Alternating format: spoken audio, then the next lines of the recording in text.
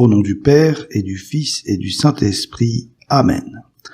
Mon Seigneur et mon Dieu, je crois fermement que tu es ici, que tu me vois, que tu m'entends. Je t'adore avec profonde révérence. Je te demande le pardon de mes péchés et la grâce de faire avec profit ce moment de prière. Ma Mère Immaculée, Saint Joseph, mon Père et Seigneur, mon ange gardien, intercédez pour moi. Il y a une phrase assez déconcertante dans les enseignements de Jésus et que la liturgie de l'Église nous propose aujourd'hui. Cela concerne un animal assez particulier qui est le chameau. Voyez de quoi je veux parler. Amen, je vous le dis, un riche entrera difficilement dans le royaume des cieux. Je vous le répète, il est plus facile à un chameau de passer par le trou d'une aiguille qu'à un riche d'entrer dans le royaume des cieux. C'est troublant, n'est-ce pas? Un chameau dans le trou d'une aiguille, ça veut dire quoi en fait? Ça veut dire que c'est impossible. Alors on a peut-être trouvé quelques interprètes de la Bible qui ont cherché à adoucir le texte. Certains ont même prétendu que à Jérusalem il y aurait eu dans le passé une porte de la ville qui se serait aussi appelée la porte de l'aiguille. Et alors du coup, c'était pas vraiment impossible qu'un chameau y passe par cette porte, à condition de s'y baisser un peu pour pouvoir passer. Mais bon, tout cela a l'air d'être plutôt fumeux comme interprétation.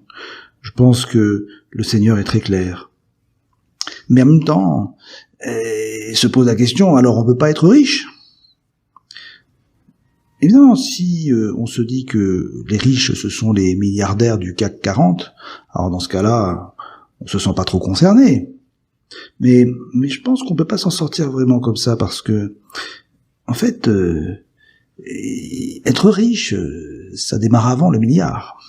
Et même en France, par exemple, il y a quelques jours, j'ai lu que la France est le 3e pays du monde en nombre de millionnaires. Après les États-Unis et la Chine, il y a plus de 2 millions de personnes en France qui sont millionnaires. C'est pas rien. Mais bon, revenons à cette phrase du Seigneur qui reste donc dérangeante. Et la preuve, parce que en entendant ces paroles, les disciples furent profondément déconcertés, et ils disaient « Qui donc peut être sauvé ?»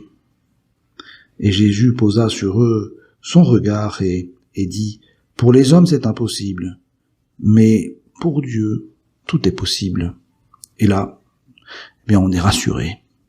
Mais il reste néanmoins clair que Jésus nous demande d'être pauvres, et même d'être pauvres de cœur, ce qui nous rappelle les béatitudes. Heureux les pauvres de cœur, car le royaume des cieux est à eux. Heureux donc ceux qui savent cultiver dans leur cœur la pauvreté d'esprit, c'est-à-dire cette bienheureuse dépendance vis-à-vis de Dieu. C'est ce que nous cherchons, vous et moi, et spécialement maintenant dans ce moment de prière. Comment le développer? Mais d'abord, peut-être, en éloignant ces fameuses richesses qui nous empêchent d'être pauvres de cœur. Et quelles sont ces richesses? Ce sont les richesses de nos attachements. Oui, des attachements du cœur. Car le cœur pourri par les richesses, le cœur attaché, n'est pas un cœur libre. Et il est esclave.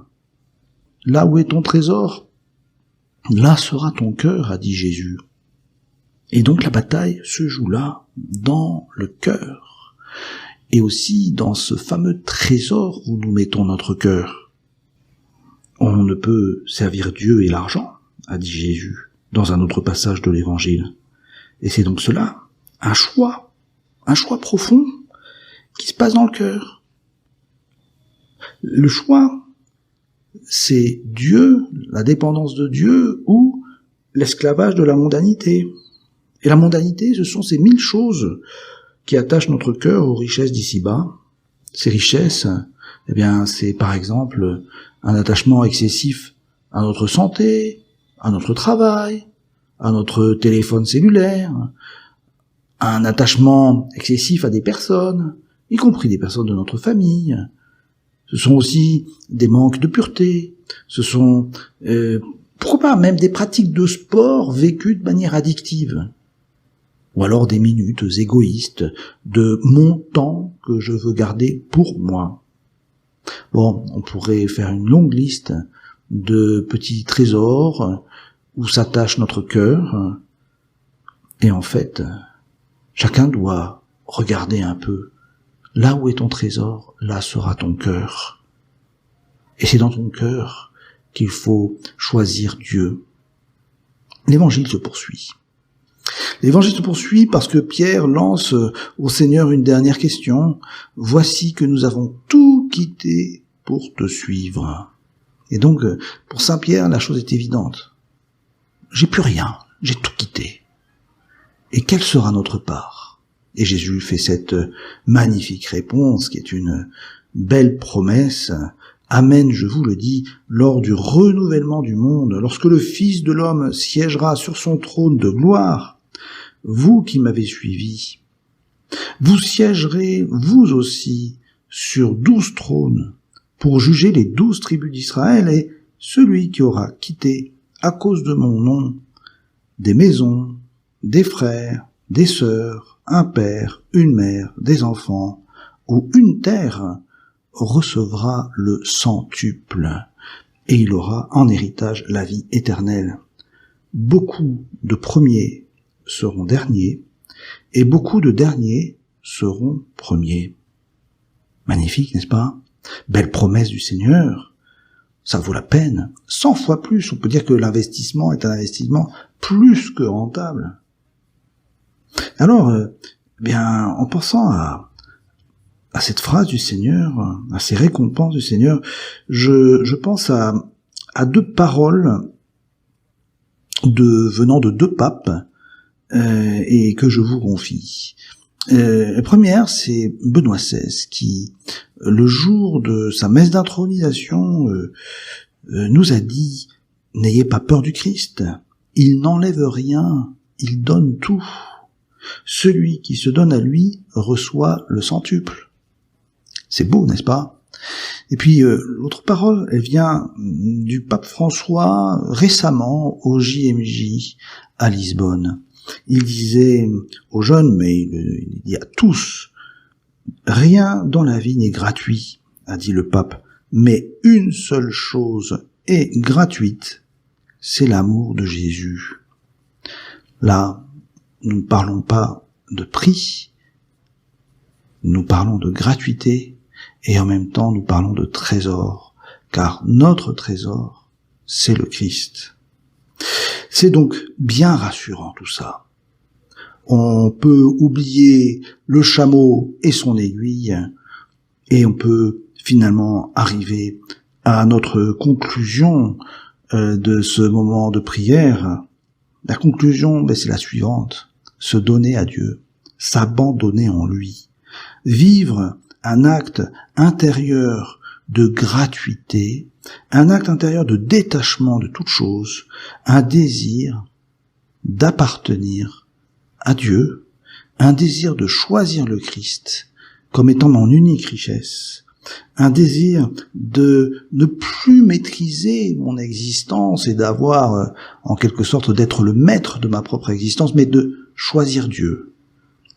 En fait, c'est un exercice intérieur de prière que nous pouvons faire, vous et moi, maintenant. Je ne peux pas le faire à votre place. Ce don personnel de soi-même, tout entier à Dieu, mais je vous y invite. Marie Reine, dont nous célébrons aujourd'hui la mémoire, va nous aider chacun d'entre nous personnellement. Je te remercie, mon Dieu, des bonnes résolutions, des actes d'amour et des inspirations que tu m'as communiquées dans cette méditation. Je te demande de m'aider à les mettre en pratique. Ma Mère Immaculée, Saint Joseph, mon Père et Seigneur, mon ange gardien, intercédez pour moi.